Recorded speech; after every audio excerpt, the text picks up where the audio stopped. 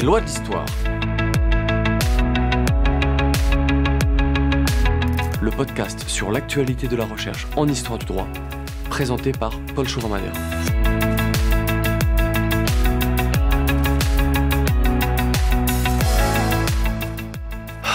Margot est triste. En février dernier, son propriétaire lui a demandé de quitter son logement, un charmant 2 pièces, qu'il lui louait à Saint-Ouen. Il veut le récupérer pour y loger son propre fils. C'est légitime, me direz-vous. C'est même légal, vous dirais-je. Le propriétaire invoque ici l'un des 3 motifs, en vertu desquels la loi du 6 juillet 1989 l'autorise à rompre un contrat de bail avant le terme qui était initialement prévu. On parle alors, dans le cas qui nous intéresse, de congé pour reprise, reprendre, récupérer un logement qui a été loué pour y habiter. Alors, tant pis. Tant pis pour Margot, qui n'a plus qu'à plier ses bagages et éventuellement ragrafer son corsage. Sauf si son bailleur ment et veut, comme elle le pense, louer pendant les JO de Paris son appartement situé comme par hasard à proximité de la piscine olympique. Et elle n'est pas la seule à avoir ce genre de soupçon. Selon l'ADIL, l'Agence départementale d'information sur le logement, le nombre de congés a augmenté en 2023 et au début 2024, en même temps, bizarrement, que le nombre de logements meublés touristiques proposés sur des plateformes comme Airbnb. Il faut dire que les tarifs des loyers pendant les 2 semaines des JO sont 2 fois 3 et même 4 fois dans certains quartiers plus élevés qu'à l'accoutumée. Plus vite, plus haut et plus cher, telle est peut-être la nouvelle devise des Jeux Olympiques, mais ce n'est certainement pas celle des lois de l'histoire, qui se concentrent aujourd'hui sur l'exercice de ce droit de reprise sous l'Ancien Régime, un sujet étudié par Mathieu Perrin dans une thèse intitulée « La protection du droit de jouissance du locataire face à la faculté de reprise de la maison louée du propriétaire privilégié, 16e, 18e siècle ». Bonjour Mathieu. Bonjour Paul, merci beaucoup de cette invitation. Mathieu, vous avez soutenu votre thèse le 2 octobre 2022 à l'université de Strasbourg, dans une ville où les logements sont heureusement un peu moins chers qu'à Paris. Et c'est dans cette même ville de Strasbourg que vous avez mené vos études universitaires, entrecoupées par 2 choses qui m'intriguent: l'exercice du métier de clerc significateur et l'École nationale de procédure. Qu'est-ce que c'est que ces 2 choses-là ? Effectivement, à la sortie de mon Master 1, à l'époque qui portait la mention droit privé et droit public, c'était la mention des indécis, j'ai eu l'opportunité de me former à la profession de commissaire de justice. À l'époque, on disait huissier de justice. Donc c'était une formation de 2 années, donc partagée entre des dossiers, le traitement de dossiers à l'étude, de traitement de dossiers de toute forme. Vous vous en doutez, sans tomber dans une quelconque caricature, les procédures d'expulsion locative étaient bien évidemment les dossiers les plus marquants. C'était déjà votre passion à l'époque ? Passion, je ne sais pas. En tout cas, voilà, ça marque, je peux l'assurer. Et ça, c'était à l'École nationale de procédure, c'est ça ? Et clerc significateur, c'est la même chose alors ? Très simplement, c'est le clerc qui délivre les actes de l'huissier. Alors ça peut aller de l'assignation à la simple injonction de payer, en passant par le commandement de payer. Alors à l'époque, pour les auditeurs qui connaissent un peu l'Alsace, on était restreint à un ressort territorial qui allait de la basse vallée de la Bruche jusqu'au nord, jusqu'à Haguenau. Et donc vous êtes toute la journée sur la route à rencontrer les justiciables, à leur expliquer également, faire preuve de pédagogie. Le huissier de justice n'est autre qu'un juriste de proximité. Après cet intermède de praticien du droit, vous êtes revenu sur les bancs de l'université pour devenir historien du droit. Et alors, une fois n'est pas coutume, avant de vous demander pourquoi ce sujet de thèse, pourquoi avoir fait une thèse après être rentré comme ça un petit peu dans la vie active ? Alors, tout simplement, à l'issue des 2 années de formation, s'est posée cette question qui semble presque inéluctable. Pourrais-je, me vois-je pratiquer cette profession pendant les 40 prochaines années de ma vie ? Et la réponse a été non, voilà. Et sur ce, j'ai effectivement eu l'opportunité d'intégrer la promotion du Master 2 Dimension historique du droit en Europe à Strasbourg.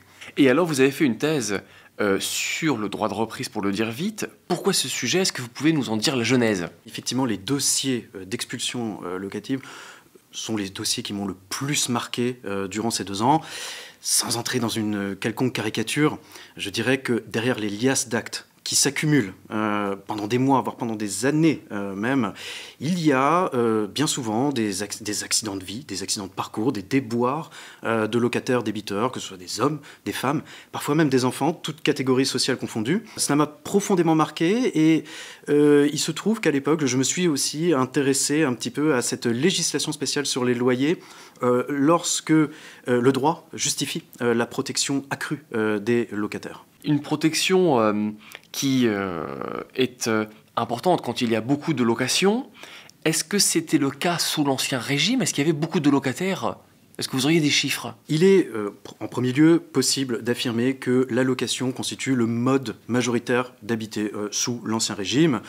Jean Daumas, d'ailleurs, écrivait dans ses célèbres lois civiles selon leur ordre naturel que ce contrat est d'un usage très fréquent et très nécessaire. C'était à la fin du XVIIe siècle, un juriste janséniste. Absolument, voilà, de 1689, la première édition des lois civiles. Alors, effectivement, pour préparer cette émission, j'ai recherché quelques chiffres pêle-mêle. Alors, par exemple, au XVIe siècle, Lyon compte 3500 maisons, dont seuls 17% sont occupées par leurs propriétaires. Au XVIIe siècle, je passe à Paris, la proportion de locataires dépasse les 90%. Au siècle suivant, XVIIIe, une ville un peu plus modeste, Rouen, compte jusqu'à 85% de locataires. Donc, effectivement, mode majeur, la location concerne principalement des salariés et des domestiques, mais pas que. Et ces salariés, pour avoir, ou les autres locataires, pour avoir leur appartement, est-ce qu'ils regardaient des annonces de location ? Alors oui, tout à fait. Alors principalement au XVIIIe siècle, les gazettes ou les feuilles, comme on disait à l'époque, avaient pour habitude, dans les premières pages, de publier des annonces de maisons à louer. Alors je vous en ai apporté une tirée donc des affiches de Paris, qui date donc du 17 avril 1754. Alors je vous la lis. Maison à louer, en lettres capitales. Cette maison, nommée Sans Souci, est située à 200 pas de Pézenas, près de Montpellier, dans le plus beau vallon du Languedoc. On y est à la ville et à la campagne. Elle est composée de 3 appartements de maître et de logements pour les domestiques. Il y a cuisine, office, grand salon, ayant en face une nappe d'eau, écurie, remise, avec beaucoup de commodités, un jardin de 20 arpents fermé de murailles et terminé par 2 belles terrasses sur une rivière. Elle est d'ailleurs en belle vue et fort riante. Enfin, elle jouit du plus beau ciel, de l'air le plus sain qu'il y ait dans la province. Voilà. Ça nous renseigne vraiment sur des choses que l'on partage avec eux dans les attentes. Et en même temps, quand on parle par exemple de l'air sain, ça nous rappelle les connaissances médicales de l'époque, l'air aussi vicié à cause de telle ou telle industrie. Oui, alors Paul, une petite précision toutefois, ces feuilles ou annonces qui, quoique régulières, ne représentent pas la réalité du marché locatif durant l'Ancien Régime. Ces annonces sont majoritairement publiées au XVIIIe siècle. Vous l'aurez noté, elles émanent principalement des propriétaires, et ce dans un but, celui de sélectionner les candidats à la location. Et d'ailleurs, peut-être aussi, l'aurez-vous noté, le bien est très bien, et alors décrit avec fort belle tournure, et il manque un élément clé, le loyer.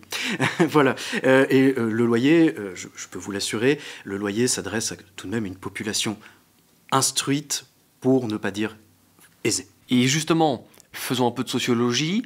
Vous avez parlé tout à l'heure des domestiques qui étaient locataires. Là, on parle de gens instruits aisés. Est-ce que vous auriez une sociologie, un portrait robot de ces locataires ? Alors voilà peut-être l'un des regrets majeurs de mes travaux de recherche.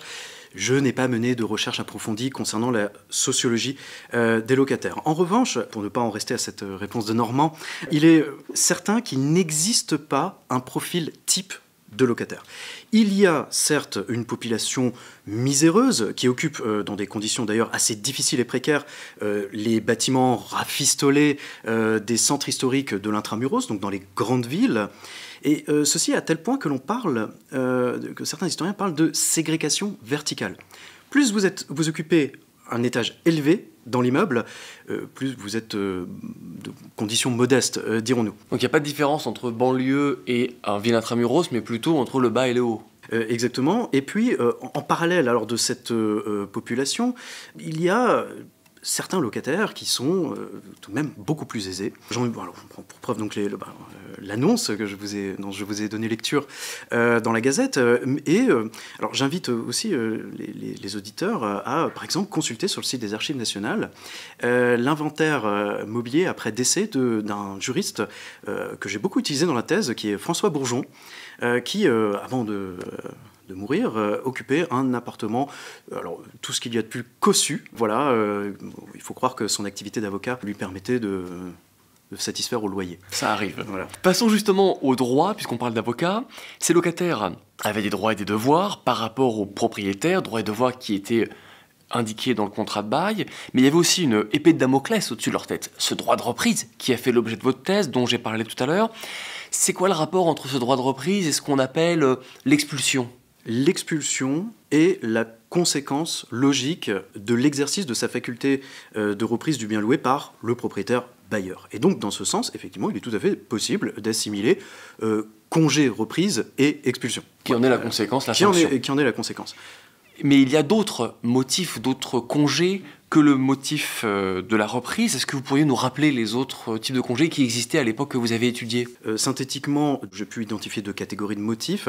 Alors, les premiers sont indépendants du locataire et de sa bonne foi. Ce sont donc des cas qui contraignent également le propriétaire bailleur. Alors je pense par exemple à l'expropriation du bien, voilà, ou la situation dans laquelle l'immeuble est dans un état de délabrement tel que le propriétaire doit effectuer les grosses réparations pour en éviter la chute. Et puis vous avez une seconde catégorie de motifs qui tiennent en fait finalement au droit commun des contrats, qui ne diffèrent pas tellement de ce que l'on connaît aujourd'hui. Alors bien évidemment vous avez le non-paiement des loyers, cela va de soi, voilà, certains auteurs vont même jusqu'à dire que ne pas payer les loyers c'est assimilé à un larcin. Voilà. Et puis toutes les formes de mésusage, c'est-à-dire ne pas veiller à l'entretien de l'immeuble, tenir un bordel, tenir... il y a beaucoup de jurisprudence sur la question, c'est pour ça que je le cite, tenir une salle de jeu clandestine, par exemple, louer des gens de mauvaise vie, etc. etc. Voilà, donc, autrement dit, violer la destination, par exemple, d'habitation qui était prévue dans le contrat, voilà, en ayant une activité économique un peu interlope. Et vous parlez non seulement dans votre thèse de ce droit de reprise, ce qui est très précis, mais en même temps, vous étendez votre thèse à un autre droit accordé au propriétaire, ou plus précisément au nouvel acquéreur. Qu'est-ce que c'est que cet autre droit que vous avez rapproché ? En effet, la loi Haïdé est indissociable. La loi Haïdé qui est le fondement qui est le fondement romain de l'origine textuelle finalement de ce congé reprise. Et donc cette loi Haïdé est indissociable de ce qu'on nomme la loi Emptorem, alors loi qui vise, donc qui date environ du IIIe siècle de notre ère. Hein, c'est un rescrit impérial de l'empereur Alexandre Sévère, et qui vise une situation très particulière, celle dans laquelle l'immeuble donné à bail est vendu en cours de contrat. Et donc toute la question, vous l'aurez compris, toute la question est de savoir si l'acquéreur, nouveau propriétaire du bien, peut expulser le locataire qui occupe. S'il doit le garder, s'il peut l'expulser. Exactement. Chronologiquement, vous vous êtes concentré sur une période qui s'étend, on l'a vu dans le titre, du XVIe au XVIIIe siècle. Pourquoi ces bornes chronologiques ? Alors, initialement, j'avais prévu une période bien plus longue. Voilà, en début de thèse, nous sommes toujours très ambitieux. Mais tout en étant certain de vouloir débuter par le XVIe siècle. Le XVIe siècle, c'est une période charnière. C'est le début... c'est une transition affirmée entre cette propriété qu'on pourrait qualifier de féodale vers la propriété dite bourgeoise, exclusive. Donc le logement devient une marchandise, les villes se transforment finalement. On a l'émergence d'immeubles de rapport, donc qui sont exclusivement destinés à la location, hein, donc qui poussent absolument comme des champignons. Hein. Et le XVIe siècle donc initie cette période. Essor de la location qui se retrouve quand même dans les sources juridiques. C'est-à-dire que les juristes, nos anciens jurisconsultes, s'intéressent beaucoup au sujet. S'intéressent de plus en plus au sujet. Et je me suis très vite rendu compte que j'avais une masse d'informations suffisante pour ne pas aller plus loin. Et avant vous, d'autres personnes avaient déjà travaillé sur le sujet. Est-ce que vous avez eu des prédécesseurs dont vous pourriez nous donner le nom ? Effectivement, on a de nombreux historiens, de nombreux sociologues, de nombreux économistes qui ont, sous l'angle historique, abordé la question des baux d'habitation, et ce, en ne faisant qu'effleurer au mieux la loi Haïdé. En revanche, je n'ai pas, à ma connaissance, d'études contemporaines émanant d'un juriste, études suffisamment globales et approfondies pour ce qui concerne la loi Haïdé.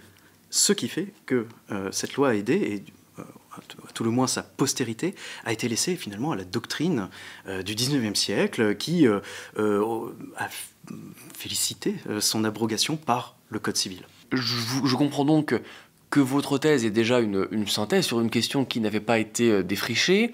Est-ce qu'il y a un autre apport que vous voudriez mettre en avant ? Peut-être deux, effectivement. La première, la thèse, je pense, apporte quelque chose en termes de rationalité. Et en fait, il est question, ce n'est pas une thèse de droit romain, c'est une thèse qui porte sur un texte romain et son applicabilité, son application sur l'ensemble du territoire, y compris en pays coutumier. Donc, vous voyez déjà cette frontière qu'on vous apprend en première année de droit, cette fameuse frontière qui va sensiblement de La Rochelle à Genève et qui scinde le royaume entre pays de droit coutumier et pays de droit romain et de droit écrit. Voilà. Bon, la loi a aidé rend factice un petit peu cette notion. Second point, la thèse m'a permis de revenir sur ce paradigme qui anime la matière des baux, c'est-à-dire que le droit du propriétaire l'emporte sur celui du locataire. Il y a clairement un rapport de subordination, je dirais, rapport de subordination qui fait que ce locataire n'occupe la maison qu'à titre d'étranger toléré dans l'immeuble. Et malgré le contrat, il y a toujours cette possibilité de partir. Voilà, et ce paradigme est extrêmement tenace, et j'ai proposé de discuter ce paradigme au prisme du droit de l'histoire du droit des biens et de la technique contractuelle de l'époque. Et pour exposer cette thèse, dont vous venez de nous donner les deux éléments saillants, il y en a d'autres, vous avez choisi d'adopter un plan thématique en deux parties, consacrées respectivement au champ d'application et aux conditions d'application de ce droit de reprise sous l'Ancien Régime, qui n'est pas une période de non-droit, comme on le croit trop facilement. Tout le monde ne pouvait pas exercer ce droit de reprise, vous le montrez dans la première partie de votre thèse, en analysant minutieusement différentes figures, du copropriétaire au locataire, en passant par le nouvel acquéreur ou encore le mineur. Le droit de reprise ne pouvait donc pas être exercé par n'importe qui, et il ne pouvait pas non plus l'être n'importe comment, et c'est ce que vous montrez dans la seconde partie de votre thèse, où on a un locataire qui est protégé, plus ou moins par un certain nombre de règles coutumières discutées par la doctrine. Est-ce que ces règles étaient suffisantes ? Non, pour certains auteurs, qui ont anticipé et peut-être favorisé la remise en cause, vous en avez parlé tout à l'heure, de ce droit sous la Révolution. Et bien voilà de quoi nous allons parler dans la seconde partie de notre émission.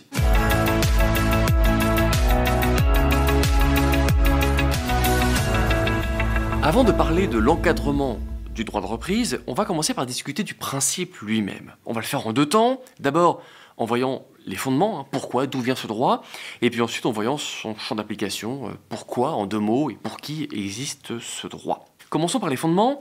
On a dit que la faculté de reprise venait du droit romain. Est-ce que vous pourriez éventuellement nous lire ce texte, si vous l'avez sous la main ? Oui, bien sûr. Alors, la loi a aidé, donc c'est bon à savoir, c'est le troisième texte du titre 65 du livre 4 du Code de Justinien, consacré à la locatio conductio. Et donc, sommairement, le texte rappelle une règle de principe. Le locataire, tant qu'il exécute ses obligations contractuelles, n'est pas censé craindre une expulsion inopinée, surtout s'il paye ses loyers. À moins, nous dit le texte, donc, que le propriétaire ne prouve qu'il y a nécessité à ce qu'il reprenne la maison louée pour son propre usage. Et donc, vous le voyez, Paul, le problème, si je puis dire, avec la loi aidée, est qu'elle est un remarquable exemple d'une règle de principe qui a été très très rapidement éclipsée par ses tempéraments. Et l'exception l'a emporté sur le principe. Ce propriétaire n'avait donc pas besoin d'indiquer son droit de reprise pour l'exercer, c'était un droit tacite. Et est-ce qu'il pouvait, à contrario, y renoncer dans le contrat, ou est-ce que c'était une disposition d'ordre public que tous les contrats devaient respecter ? Alors, après en avoir longtemps discuté, les jurisconsultes ont unanimement reconnu le fait que le propriétaire peut renoncer à un privilège aussi favorable. Le propriétaire bailleur pouvait y renoncer par deux biais. Alors, une simple clause contractuelle dans un acte sous seing privé. Cette clause devait toutefois être suffisamment précise, c'est-à-dire que le locataire ne pouvait se contenter d'une clause de style, par exemple, je m'interdis d'expulser le locataire, point. Voilà, il fallait tout de même une certaine sophistication dans la rédaction. S'il s'engageait à ça, mais qu'il exerçait quand même son droit de reprise, le locataire ne pouvait pas lui opposer le contrat. Non, le juge dirait la clause était trop vague, le droit de reprise... Absolument. Donc le second biais, donc, même que je qualifierais de voie royale, c'est l'hypothèque dite spéciale, voilà, alors qui ne concerne que les baux conclus sous la forme notariée, hypothèque par laquelle donc le propriétaire engageait la maison louée à l'entretien du bail jusqu'à son terme. Voilà. Et donc la vraie question avec cette renonciation est de savoir, mais pourquoi le propriétaire renoncerait-il à un privilège aussi favorable? Oui, pourquoi? Alors, je n'ai trouvé aucune réponse fiable dans les sources. Je pense, à titre personnel, que cela avait un intérêt si, en tant que propriétaire bailleur, vous souhaitiez donner à bail votre immeuble à l'un de vos proches. En cas de vente, votre acquéreur ne pourrait peut-être pas vous expulser. Voilà, donc c'était une protection par anticipation. C'est un peu du billard à trois bandes. C'est un peu du billard à trois bandes. Protéger le locataire que vous aimez contre un éventuel nouveau propriétaire en cédant vos droits. Très bien, belle éthique. Et ce droit de reprise, auquel on renonçait parfois, mais peut-être rarement, était accepté, était courant dans la société. Est-ce qu'il avait des justifications? Comment on admettait cela? Alors, les justifications, donc, il y en a plusieurs. Il y en a même deux à titre principal. La loi Haydée, donc, et vous l'avez compris, dans certaines sources, en tout cas, elle apparaît comme telle, la loi Haydée est la manifestation de la puissance du propriétaire sur son locataire. Voilà. Alors, partant de ce principe, le bail, qui normalement a vocation à donner lieu à une relation contractuelle, somme toute équilibrée, donne lieu à un rapport de force déséquilibré. Et cela se justifie par deux éléments. Le premier est que si le locataire occupe un appartement, c'est que le propriétaire bailleur n'en a pas lui-même besoin. Il rend donc service. Si je puis dire, il rend service. Et si l'on considère l'importance du logement dans l'espace urbain, c'est un service à la société. Aussi est-il logique qu'il dispose d'une faveur dérogatoire du droit commun, lui permettant de recouvrer son patrimoine immobilier en cas de nécessité. Alors la nécessité, on y reviendra peut-être tout à l'heure. Voilà, et donc deux justifications qui proviennent en fait des deux qualifications juridiques de la loi Haydée. La première, c'est un privilège. Voilà. Le mot alors la qualification est pour la première fois lâchée par Charondas Louis Le Caron, voilà, au tout début du XVIe siècle. Privilège bourgeois, privilège de la propriété, privilège de la loi Haydée, voilà, les dénominations changent. Et l'autre, alors vous l'avez évoqué, l'autre justification est que la loi Haydée est une condition tacite du bail. Donc tout contrat de bail inclut un risque, celui d'être un jour expulsé par votre propriétaire bailleur. Voilà pour les fondements, passons au champ d'application. Est-ce que ce droit de reprise s'appliquait à tous les biens, loués, mobiliers comme immobiliers ou pas? Alors, concernant les meubles, je n'ai rien trouvé, donc je ne m'étendrai pas sur la question. En revanche, concernant les immeubles, je peux vous citer trois exclusions majeures. Alors, ceux qui sont loués dans le cadre d'un bail qui excède 9 années, voilà, donc un bail à long terme, donc qui en fait a pour objet de changer le droit de jouissance du locataire. On est presque à l'assimiler à un quasi droit de propriété. Donc voilà, les fermes, donc les biens ruraux, clairement. Et troisième catégorie de biens, les biens dits de campagne. Donc voilà, certains auteurs ont d'ailleurs entamé des discussions pour savoir si la loi Haydée n'était pas cantonnée en fait aux villes, aux maisons de ville et non aux maisons de campagne. Ce qui convient de retenir simplement, la loi Haydée a vocation à s'appliquer à tous les immeubles loués en vue d'être habités par le locataire. Et si on passe maintenant à la délimitation organique, c'est le propriétaire qui exerce ce droit, c'est une condition peut-être nécessaire. Le locataire lui-même qui sous-louerait son appartement n'aurait pas le droit d'exercer ce droit, mais j'ai vu un drôle de personnage dans votre thèse, c'est le locataire principal. Qui est cet homme qui n'a pas l'air d'être un locataire comme les autres? Alors absolument, donc, alors, ce qu'il faut savoir, c'est que, je vous l'ai dit, hein, la location est le mode d'habiter majoritaire sous l'Ancien Régime, et parmi les locations, la sous-location occupe une place absolument prépondérante. Et donc pour bien saisir qui est ce redoutable personnage qu'est le locataire principal, je vous propose de vous donner lecture d'un extrait du Tableau de Paris de Mercier. Voilà, je vous en donne lecture. Donc, on s'arrange avec son épicier. avec son boucher, avec son tailleur, même avec un juif, mais on ne s'arrange point avec son principal locataire. Oui, si tous les 3 mois vous ne le payez pas le 8, le lendemain, à 7 heures du matin, il vient vous dire « c'est aujourd'hui le 9 et voilà ma quittance ». Si vous hésitez, il ajoute « la première chose qu'on paye ici, c'est son terme ». Puis il regarde tous les meubles et dit « au reste, si vous êtes gêné dans le moment, vous avez là quelques glaces que je vais emporter. Et puis cette commode dont mon beau-frère, le tapissier, peut vous faire bon parti ». Donc, vous le voyez, le locataire principal est un créancier peu commode. C'est un homme de confiance, en fait, du Qui propriétaire. habite dans l'immeuble. Qui habite dans l'immeuble. Et c'est un peu l'homme de main du C'est le lieutenant. propriétaire. C'est le lieutenant. Certaines sources le qualifient de lieutenant du propriétaire. C'est un homme de confiance qui, en fait, jouit d'un blanc-seing de la part du propriétaire, à la fois pour recouvrer les loyers. Oui, parce que c'est lui qui récupère l'argent et qui le transfère ensuite au propriétaire. Absolument, absolument. Parfois en gardant une petite partie, évidemment. Hein. Il faut bien vivre. Et puis, le locataire principal avait aussi quelques fonctions de police. Voilà, donc concernant la salubrité de l'immeuble, concernant l'expulsion de gens de mauvaise vie, etc., etc. Voilà. Ce droit de reprise ne peut être exercé par n'importe qui, notamment quid des incapables. Par exemple, un mineur, une femme, pourrait-elle exercer cela, ou leur représentant en tout cas? Alors, oui, donc les exemples du mineur et de la femme mariée donc sont les deux exemples qui apparaissent, qui sont les plus développés dans les sources. Effectivement, l'administrateur des biens de ces deux types de personnes que le droit présume incapables peuvent utiliser la loi Haydée pour expulser un locataire dont l'incapable est propriétaire. Dans un immeuble dont l'incapable est propriétaire. Voilà. Exactement. Petite précision toutefois, il ne s'agit pas d'une extension rationnée personae du droit de reprise.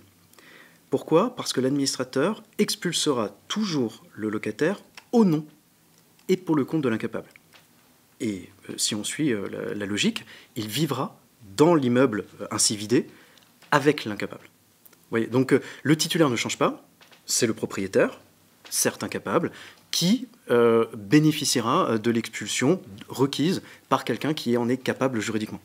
Et donc il vivra avec l'administrateur? Oui, il y a 2 arrêts. De toute façon, la question est plutôt réglée à partir de la seconde moitié du XVIIe siècle. Hein. Voilà, on a 2 arrêts rendus par le Parlement de Paris, 1636 et 1663. Mais parce que cet administrateur est quelqu'un de la famille, peut-être, ce n'est pas un inconnu, oui. Bien sûr, hein, c'est le plus souvent, il s'agit alors de l'époux, et pour le mineur, l'exemple de l'arrêt de 1636 concernait en fait une mère tutrice, voilà, de sa fille. Voilà pour le champ d'application de ce droit de reprise, qui ne peut pas être exercé n'importe comment, comme nous le verrons après une courte pause musicale.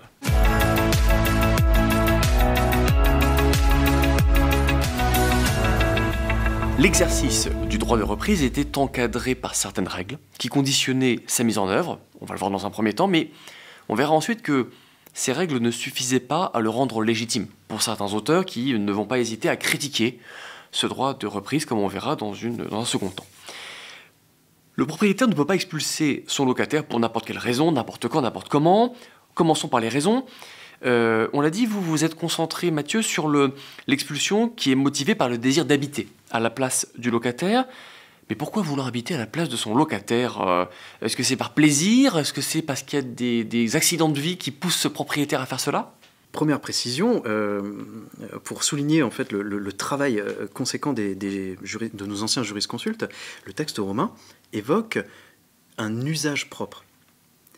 Les juristes ont fait en sorte de façonner la reprise pour habiter, donc de sorte à ce que le propriétaire habite. Donc c'est une reprise non pas pour user, mais pour habiter. Reprise pour habiter, qui doit être motivée par ce que l'on nomme, ce qui est un peu vague comme ça, en lisant le texte romain qui est assez concis, la nécessité. Alors qu'est-ce que la nécessité? Eh bien la nécessité, premièrement, c'est un motif qui est temporalisé. La nécessité, c'est un événement que le propriétaire subit, dont il n'avait pas connaissance à la conclusion du contrat, et qui survient en cours de contrat. Comme par exemple? Alors comme par exemple un changement de situation maritale, voilà, le fait de se marier, changement de situation professionnelle, par exemple, le fait de perdre sa maison par un incendie, une intempérie, un conflit ravageur, une expropriation, etc. Voilà, ouais. Vous voyez que en affinant petit à petit la nécessité, en fait, les jurisconsultes sont parvenus à faire de la loi Haydée un ultime recours. Le propriétaire dos au mur n'a d'autre choix que celui d'expulser le locataire pour pouvoir jouir de son immeuble. Pour ne pas être lui-même à la rue. Exactement. Et donc cela veut dire que si il a par exemple 4-5 immeubles, 4-5 maisons, qu'il peut donc habiter ailleurs, il n'a pas le droit d'utiliser ce droit de reprise ? Voilà bien une première limite à la nécessité, tout simplement. Un arrêt rendu par le Parlement de Paris en 1647 le dit très clairement. Premièrement, si un propriétaire dispose d'un patrimoine immobilier conséquent, il devra en priorité habiter dans le logement vide, plutôt que d'expulser son locataire. Si au contraire il n'en a pas, mais que la maison occupée actuellement par le locataire est suffisamment grande pour pouvoir imaginer une cohabitation, la jurisprudence l'admet. Ah oui, et si jamais il décide finalement de relouer l'appartement, comme ce propriétaire de Saint-Ouen dont je parlais dans l'introduction de notre émission, qui va peut-être relouer l'appartement pour les Jeux Olympiques, s'il ne respecte pas son engagement ? Eh bien alors, il peut ne pas respecter son engagement dans deux cas de figure. C'est-à-dire, soit si effectivement il décide d'occuper une toute petite portion de la maison pour relouer le surplus, qui plus est avec un loyer supérieur, voilà, la jurisprudence a tendance à retenir un cas de fraude. Cette question est assez débattue. En revanche, si il apparaît qu'une fois l'expulsion consommée, si je puis dire, le propriétaire décide de laisser sa maison chômée, eh bien, il s'agira ici d'un cas de fraude avéré qui donnera lieu donc à des dommages d'intérêt pour le locataire préjudicié et peut-être même une réintégration dans le bien loué. Et quand on parle d'habiter le logement, c'est seulement pour lui ou est-ce qu'il peut décider d'y mettre un enfant, un ami Tout à fait. Alors la question a été amplement débattue parce qu'aujourd'hui, dans notre droit contemporain, la loi de 1989 donne une liste énumérative de personnes, voilà, très limitative, une liste de personnes qui peuvent bénéficier d'un congé reprise pour habiter. Il n'y avait rien de tel sous l'ancien régime, donc il a fallu faire avec certaines constructions jurisprudentielles. On ne peut donc expulser son locataire pour n'importe quelle raison, mais est-ce qu'on peut le faire n'importe quand ? Est-ce qu'il y a un délai entre l'annonce faite par le propriétaire et puis le déménagement effectif ? Question extrêmement complexe, tant les chiffres varient selon les lieux et les pratiques, les usages locaux. Alors, je vais ramener quelques chiffres. Hein. Par exemple, à Dax, vous avez 9 jours pour vider les lieux, à partir du congé. À partir du moment où le locataire reçoit la lettre, il a 9 jours pour faire ses bagages. 9 jours, voilà, c'est extrêmement expéditif. Alors que, par exemple, vous avez à Douai 3 mois, à Paris à 6 mois, voilà. En fait, tout repose sur l'idée de temps estimé raisonnable pour trouver une nouvelle maison. Et ce temps raisonnable, vous l'aurez compris, est sujet à des interprétations extrêmement diverses selon les usages locaux. Et puis selon peut-être ce que l'on imagine être le marché immobilier de la région, en se disant, il y a beaucoup de logements ici, donc le locataire aura une facilité à retrouver. Et la qualité du locataire, la qualité, la profession qu'il exerce, s'il a besoin d'un appartement et d'un local pour exercer sa profession d'avocat ou de maréchal ferrant ou de je ne sais quoi. Voilà, tout, c'est du cas par cas. La casuistique est extrêmement assumée dans ces cas-là et donc le juge estimera tout ceci au cas par cas. Oui, puisque comme vous l'avez dit, on part de droit romain qui s'applique en France parce qu'il est, comme coutume, accepté par le roi de France ou comme raison écrite, comme on dit au Nord. Et il est très vague ce texte, donc la doctrine, donc la jurisprudence ont la voie libre. Ils ont eu la voie libre, et peut-être est-ce là toute ma thèse finalement, c'est qu'ils ont opté pour la voie qui protège les intérêts du locataire, tout en maintenant en vigueur ce congé au chef de la loi Haydée, comme certaines sources l'attestent. Protéger le locataire, notamment en l'indemnisant, je crois, quand le propriétaire utilise son droit de reprise. Alors pourquoi ? Quelle est la faute ? Puisqu'il a un droit, normalement, de reprendre, pourquoi il paye ? Alors, cela a donné lieu probablement à l'une des plus grosses controverses que j'ai rencontrées dans le cadre de mes recherches. Pourquoi une grosse controverse ? Parce qu'elle a duré dans le temps, ça c'est évident. Elle oppose deux courants, l'une qui plaide en faveur de l'allocation de dommages d'intérêt, l'autre qui dit non, sauf cas de fraude avérée. Le problème est que ces deux Courants doctrinaux ne se répondent pas, ils ne se parlent pas. L'un ne prend pas les arguments de l'autre pour les réfuter. Donc extrêmement compliqué. Mais donc pour le premier courant qui dit oui, il y a un droit dommage à intérêt, mais pourquoi alors ? Alors, c'est là que c'est des auteurs, principalement seconde moitié 17e, début 18e siècle, évoquent je cite, une espèce d'humanité. Il faut avoir un cœur, même quand on est propriétaire. C'est ça, voilà. D'autres se fondent sur l'équité, d'autres se fondent sur une espèce d'humanité, voilà, pour ne serait-ce que rembourser les frais de déménagement engendrés par le déménagement. Alors que pour l'autre courant, c'est seulement en cas de faute et non pas en cas d'exercice normal, c'est-à-dire faute, j'avais promis d'expulser mon locataire pour y habiter, en réalité c'est pour relouer, il y a faute, donc dommage et intérêt. Absolument. Et justement, puisqu'on parle de dommages et intérêts, que touchait en gros le locataire ? Est-ce qu'on en a une idée ? À nouveau, comme les délais en matière de congé, c'est extrêmement variable d'une contrat à l'autre. Alors, quelques petits exemples. Alors, à Lille, par exemple, c'est une remise de 6 mois, alors qui va de 6 mois à 1 an de loyer. À Paris, on parle d'un demi-terme, d'un terme ou de 2 termes de loyer de remise qui varie selon la qualité et la condition du locataire, selon le temps qui reste à courir du bail, etc. Voilà, donc les critères de détermination sont extrêmement variables, tout comme les sommes versées lorsqu'elles sont bien évidemment versées. Ces considérations techniques que vous venez de donner n'ont pas été prévues par le droit romain. D'où viennent-elles alors ? C'est la doctrine purement et simplement ?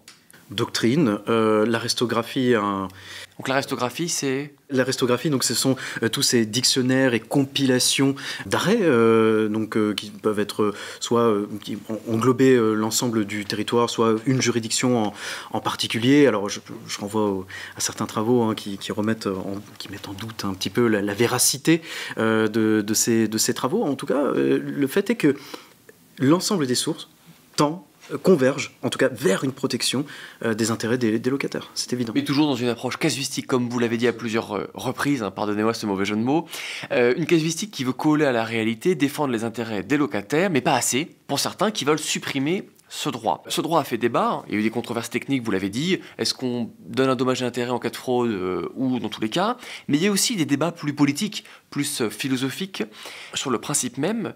Et encore pas tant que ça, vous le dites, c'est à la fin de votre thèse, il y a eu quelques critiques, mais assez tardives, assez rares. Est-ce que vous pourriez nous donner les auteurs de ces critiques qui sont assez peu nombreux ? Oui, alors 4 auteurs, 3 juristes et 2 stratégies. Voilà, voilà comment on pourrait résumer tout ceci. Alors, 2 premiers juristes, alors on ne le présente plus, Robert-Joseph Potier. L'Orléanais, voilà, le bénédictin du droit. Robert-Joseph Potier est accompagné d'un juriste parisien qui est François Bourgeon, que j'ai évoqué tout à l'heure, qui tous deux ont une stratégie, alors en bon juriste, ils poussent la loi à aider à son paroxysme, en donnant un cas pratique que je qualifierais de capillotracté, mais à dessein, pour montrer en fait toute l'absurdité de l'application du congé reprise pour habiter. Donc ils ne s'attaquent pas directement au fondement, au caractère injuste, mais ils veulent montrer que la mise en œuvre est absurde. Alors, Potier servira tout de même de caution au législateur de la codification napoléonienne, puisque sa célèbre phrase contenue dans son traité du contrat de louage sera maintes fois reprise. La loi aidée est une loi arbitraire, dépourvue de tout fondement. Il le dit, mais il n'insiste pas. Je ne suis pas. Voilà. En tout cas, il n'a jamais plaidé pour son abrogation. Donc, on a ces 2 juristes d'un côté, et puis 2 autres qui viennent un peu plus tardivement. 2 autres auteurs. Hein. Le premier est économiste, c'est Joachim Féguet de Villeneuve, qui est auteur de l'article expulsé dans l'encyclopédie de Diderot, voilà. Et également Claude-Marie Rouillet, qui est auteur d'un coutumier sur le Bourbonnais, me semble-t-il. Oui, c'est ça. Alors qui tout de même ne revendique pas la paternité de ce plaidoyer vigoureux à l'encontre de la loi aidée, puisque c'est son beau-père en fait qui, ayant lu Féguet de Villeneuve, s'en est inspiré pour il l'a recopié, hein, voilà, tout simplement. Tant que ça reste en famille, ça va. Tant que ça reste en famille. Et vous avez déjà commencé à parler des critiques adressées par Potier et Bourgeon. Et est-ce que vous pourriez aussi donner les critiques des 2 autres auteurs ? Alors les 2 autres auteurs, tout simplement. Alors attaque la loi Haïdé sur le fondement du droit, ça, on l'a vu, mais il l'attaque aussi sur un fondement plus politique. Pour Rouillé, par exemple, Rouillé s'adresse directement, son plaidoyer ressemble presque à une doléance à destination du souverain. Abroger la loi Haïdé, parce que les locataires, c'est une masse nombreuse, miséreuse, laborieuse, mais qui est utile à la société. Les mettre en danger, par le biais de l'instabilité du logement, c'est mettre en danger l'ordre public. Est-ce qu'il pourrait se révolter ? Il pourrait se révolter, d'autant que nous sommes à la fin du XVIIIe siècle, la loi Haïdé, issue du droit romain, paraît pour le moins archaïque. Malgré ces arguments, il n'y a pas eu beaucoup de succès. Ces auteurs sont 4. Pourquoi est-ce qu'ils sont restés minoritaires ? Dans la lignée de ce que je vous ai indiqué tout à l'heure, les auteurs, à défaut de plaider pour l'abrogation de la loi, en faveur de l'abrogation de la loi Haïdé, ont suffisamment circonscrit l'application de ce privilège, qui en soi en fait, est une forme de critique, tout de même. Pourquoi aussi peu nombreux ? Eh bien, parce que la loi Haïdé, l'application, son maintien en vigueur, finalement traduit une sorte de crainte. C'est-à-dire lancer le marché locatif dans une sorte de cercle vicieux. Si vous ôtez un tel privilège aux propriétaires, c'est la crainte de voir des propriétaires qui louent moins, qui laissent certains logements vacants. C'est la crainte de voir certains immeubles non entretenus en ville, et donc de voir un dépérissement accru du bâti dans l'espace urbain. Parce que le propriétaire aurait peur de ne plus pouvoir récupérer avant la fin du contrat, son bien. Et pourtant, à la Révolution, ces critiques minoritaires sur l'Ancien Régime l'ont emporté. Alors, l'ont emporté totalement ou pas ? Il y a eu une abrogation totale de ce droit ou pas ? Alors, l'abrogation totale date de 1804, c'est le Code civil. L'article 1743 pour la loi M-Thorem, l'article 1761 pour la loi Haïdé. Là, on parle d'abrogation totale. Mais pour autant, par le contrat, on peut toujours remettre ce droit de reprise ou c'est interdit ? Alors, on peut, sous réserve d'une clause qui le prévoit expressément. Donc en fait, le processus a été inversé. Sous l'ancien droit, la loi Haïdé était une condition tacite du bail. Aujourd'hui, il faut que ce soit une condition expresse.